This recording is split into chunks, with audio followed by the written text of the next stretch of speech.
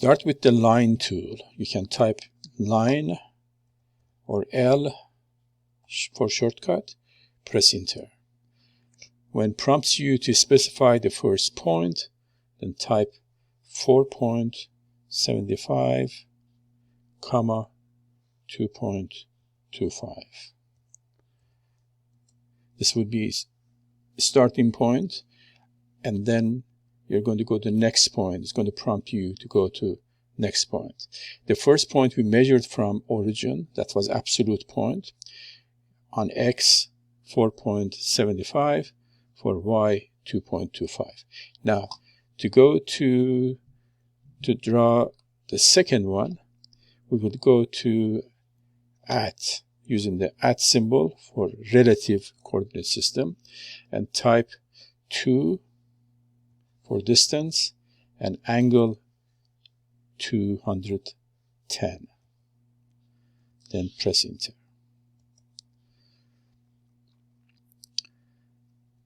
The next point at 3 distance, 3 units, angle 120. Again, we are using the polar coordinate system for all these inclined lines. When you get to the point that is straight, you can either type at 7.5 angle. The next point is going to be 2.4. Actually, that's the distance, 2.4 at 2.4 angle 90, or also you could use the direct distance method by setting the ortho on. For the next line, I'm going to use the direct distance method by having ortho on by pressing F8. Or again, I could type at distance, which would be 7.75, comma 0, or I can just set F8 to on position, ortho on, and set the mouse on that direction you're going toward 0 degrees or toward east, and type the distance and type by press enter. 7.5, press enter, and this is the easiest method. And then going down, again, I'm using the direct distance method. It's going to be at 1.75 angle 90, or direct distance method would be 2.4. Press enter. At this time, I need to use this angle of 55 degrees from horizontal. For that, I'm going to turn ortho off. Press F8.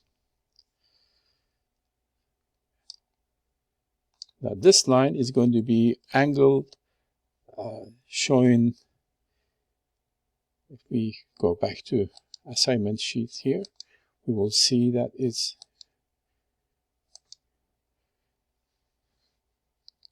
showing basically 55 degrees.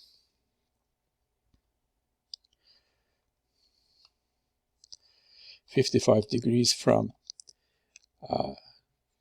horizontal line, and so that would be 235 at distance of 2.75, angle 235.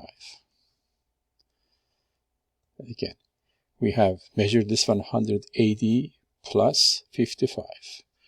At this point, we are going to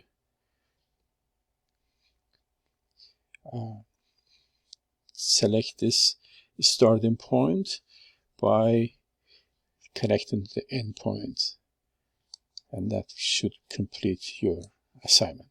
Again, notice we use the combination of polar system with the direct distance method.